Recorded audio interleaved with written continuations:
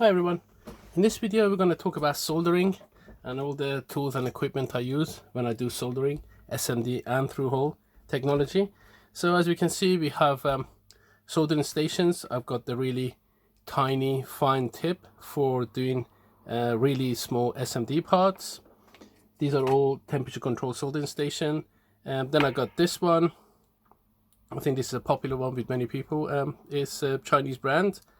And I use this again for SMD and some through holes, and I use this one for mainly for through holes because it's got a really big thermal mass at the top, and the temperature is most of the time constant and it never goes down like how with the Chinese clones, where you only got a tiny bit of thermal mass at the top, so as soon as you're trying to solder something heavy, suddenly the temperature drops and you standing there for a couple of seconds to try to solder. This is really good. I use that most of the time. Then you got your tweezers. I tend to use this one. Again, is made in China from AliExpress.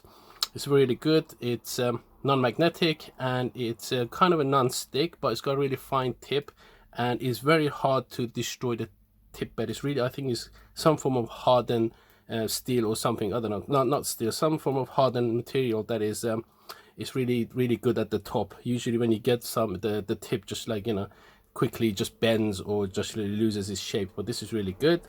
Then you're gonna need enameled wire, the one that's got the coating, and sometimes the ones that doesn't have coating, so you can use different places. Really thin ones for repairing traces and things like that. And we're not going to do anything today, but it's good to have these for repairs. Obviously you're gonna need solder, which most of the time I use leaded solder, so this is 7030. Made in the UK. I don't have the actual branding what it was, but it's a multi-core and it's got the flux built in, which is really good. Then I got flux, which I make myself using pine tree sap and isopropyl alcohol. Yeah, you need to get the mixture right, but it works really well, and it's kind of organic, so it's really good. You're gonna need isopropyl alcohol for cleaning your solder and all the mess that you make while you're soldering. It's really good to have, obviously. And you're gonna need solder wick. You can get the copper one. I think this is a silver plated copper I bought from a UK auction. I think it was some form of military, used in military somewhere, but it's really good. But this needs aid with the solder, with the flux. So you put flux and then you start trying to wick, and it works really well.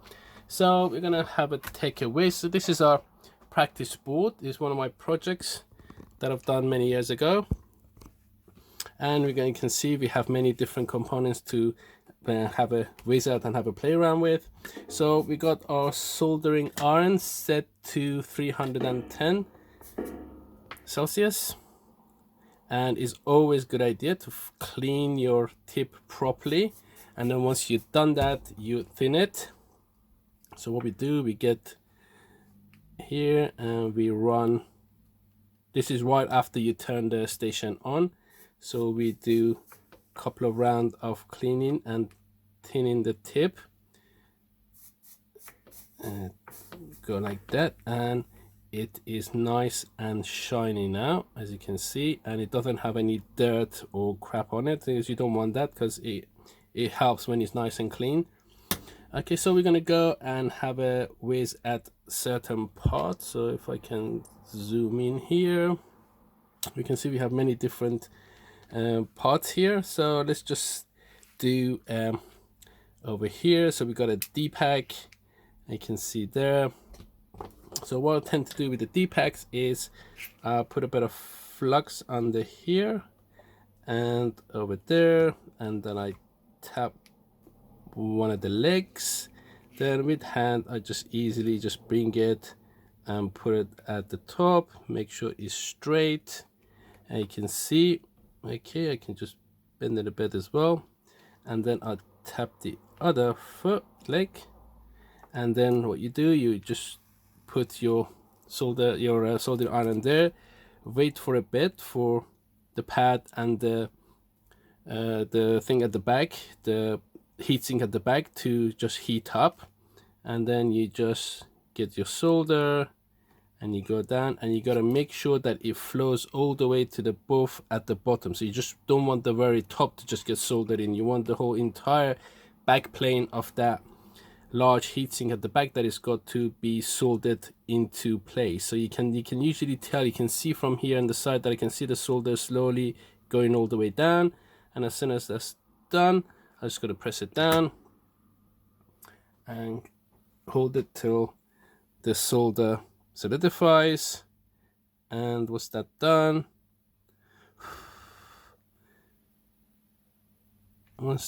you can let go of it and it will be solid. And then straight away, as it's hot, you can quickly get a cotton bud and just clean the whole thing up, because this got the tree sap is a bit stickier than a normal flux that you get. So it's better to quickly, as it's hot, to just clean it up quick, so it'd be nice and clean. There we go, that's that one done. Then what I need to do, we can see this package TO220. You can have this most of the time, obviously they're usually with either power transistors or voltage regulators and things like that.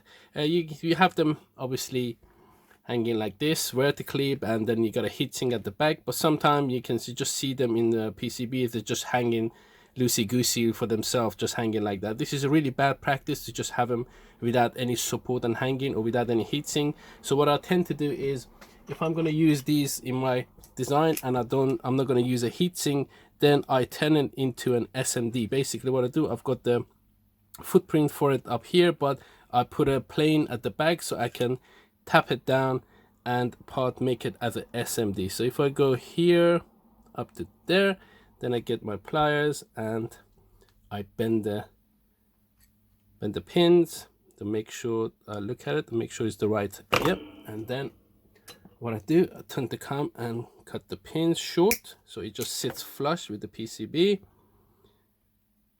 like so. Then I can just come here and solder it into place like so. Okay, so now it's soldered here, but it's not soldered at the back there. So what I do, I'll put a bit of flux here and put my soldering iron into where the tap the heatsink is, and wait for a bit till the tap at the heatsink bed warms up, because it's got a large thermal mass there. And then I just put a bit of solder in there and wait till the solder, as you can see, just melt into the tap. You don't need to wait too much, and then I just take it off and just blow on it till it solidifies. As you can see, now that is completely solid. It's not going to move anywhere, it's not going to break, and it's not going to, you know, flap around for itself. And then what I do, I quickly clean up again, and there we go. So we have our TO220 package, which usually stands up, counting as like an SMD kind of component, and it's not going to flap around, it's not going to break anymore, and it's rock solid. So that was that. Let's have a look at what I do if I want to solder. Again, here we can see in the shot, yeah, if I want to solder a connector like so with multiple pins. So what I do, I line it first so I can get an idea of exactly what I want it to be. Then I just tap a bit of flux. Clean your soldering iron always before you do any work, so it's nice and clean. You can see here there's a bit left, nice and clean. I put a bit of solder and I come and I just tap it like so. I only do one side so I can see if I made any mistake. I can move this, I can move around if there's an angle or if it needs to be fixed. I can zoom in a bit more. We can see the connector here. Okay, so I think I need to go a bit further in. So then what I can do is I can just melt it in and just push it slightly and then let go and check it again. We can see we're fine. So now that we're fine, I'm going to tap that side. I'm going to come from an angle so I don't burn the connector. Tap there. that's perfectly done. Then what I do is I come here. Okay, so the camera got cut off for some strange reason. Anyway, we're going to carry on. So where we were here, and we applied flux. You can see here, so we're going to apply our molten flux here. Nice and general one. And then we're going to clean our tip again, as always. There you go. Nice and clean. We're going to apply some solder to it. And we're just going to... Oh, I think we didn't tap that one right. And then we're just going to, in a motion like so, we're going to go in and out like so. Let's go further up so you can see. I'm going to apply solder, and we're going to go like so, and you can see it's nice. The solder is nice and shiny because we applied good amount of flux. So we're going to apply again flux, and this time without any solder but with a clean tip, we're going to go and again in and out action. We're going to go and go over again, so if we missed anything we apply solder again to all. And then we're going to grab our tweezers and just do a check, make sure that it's solid. Yep, you can see it, nice and solid. There we go, all the way to the end. Nice and solid. We don't want to spend too much time on each pin because we don't want to damage the connector. And then as soon as we're done, we're just going to clean it up, clean the connector as well, because flux can leak into the connector, and these flux that you make are quite sticky, so it's nice to give it a good clean. There we go. You can see how nice it is. The solder is nice and shiny. Okay, so that's a connector done, and let's move into something different now. Let's go into an IC. So what I got a quad package op amp, which is a 14 pin. So we need to find a 14 pin package here. No, that's not it. Yep, there we go. We got a 14 pin here. Yeah, there we go. Okay, this is obviously the other way around, doesn't matter. We're not going to use it, we're going to turn it on or anything. It's just practicing. So what we're going to do, we're going to tap one pin like so.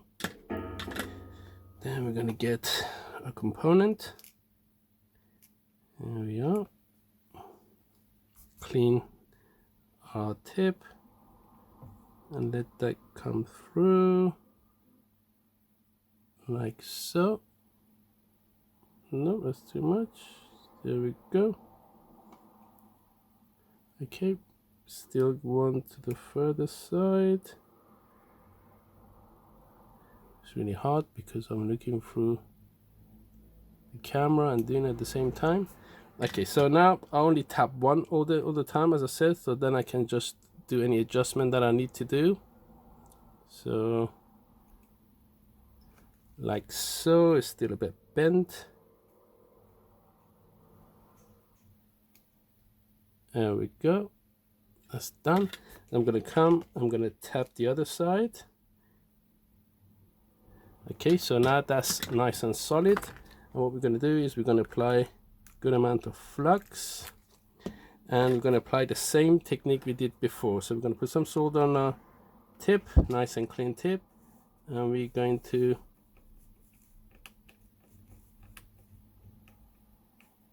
do that action again like so, and then we're going to spin it around, and we can see here go a bit further up.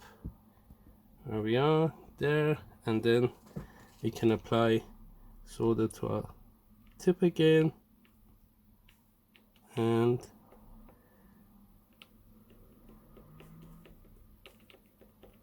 there we go. And we're gonna do that, and let's go back to the way we were, like so, and we're gonna get our cotton bond and our alcohol and quickly clean it as it's hot.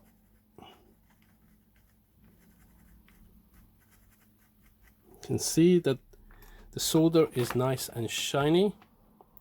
That's what you want it to be. That's what the flux does. It makes it nice and shiny and clean. Okay, so we had that. Let's do SMD capacitor. So we are here. If you can see, there we go. So how do we do the SMD capacitors? There we are. So what we do is we obviously tap one side, nice and clean, and then we'll bring this.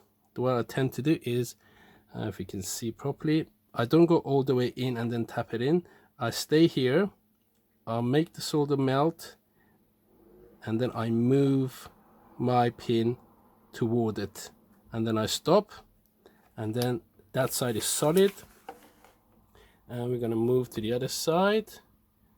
Here we are. And then what I'm going to do, you can apply flux if you want. So we apply a bit of flux, so then it helps with taking the solder in, and then I go in like that for a bit and take it off, and that is now nice and solid. Not this way, not that way, nice and solid. There we go. And then again, it's good practice. As soon as you're done, isopropyl alcohol, and just clean both sides up, and nicely done. So let's do another SMD part. So let's pick somewhere here, and we're going to do 8-pin SMD part. So we're going to do again, let's move the part aside. We're going to make sure our tip is clean. We're going to tap one part, we're going to grab our IC, and we're going to come from this direction, and we're going to tap it down. You're going to press it down, make sure it's nicely done. As it's done, we're going to apply our flux this side and that side, and we're going to tap the other part, and we're going to make sure it's nice and flat. And you can see how shiny, again, that shiny it is. Just shows you what flux does. So we did apply flux to this side, and we're just gonna apply some solder to our tip and go in like so. Again, once we're done, it needs to become a common practice for you. As soon as you've done, you just clean it up, unless you make sure everything is finished and then you have an ultrasonic cleaner, then you can just put everything there. What I tend to do is just I'll clean individually quickly, or I'll do a bunch of area of components. So I'll do like this area, and then once it's done, I'll quickly clean the entire area with a brush and a cloth if I can, or with other methods. But yeah, as you can see, we see our D-packer here. We got our SMD capacitor. We had our T20, which we mounted it down as an SMD. We had our 8-pin IC there. We had our 14-pin IC there. So all the solder is nice and shiny. That's what you want. And we had our connectors, which is, if I go from this direction, you can see, if I can zoom in anymore, you can see how nice and shiny the connectors are. There you are. I hope you enjoyed this little video. Just showed you what the type of techniques and parts I use for soldering. If I were to put this, the whole entire board, I won't do individually as I'm doing now. What I do, I just put a stencil, solder paste everywhere, put the components, then I just put this on my hot plate and have it soldered in one go. But this was just to show you different techniques for different, obviously, components, and how to, if you're doing just a small batch of boards or things like that, then you can just do it individually. But it's good to always practice, have boards to practice your soldering, because you can always improve it. Okay, always makes improvement, things better, learn new techniques. And yeah, that's I hope you enjoyed it. If you did, please give it a thumbs up, and until next video, have a good day.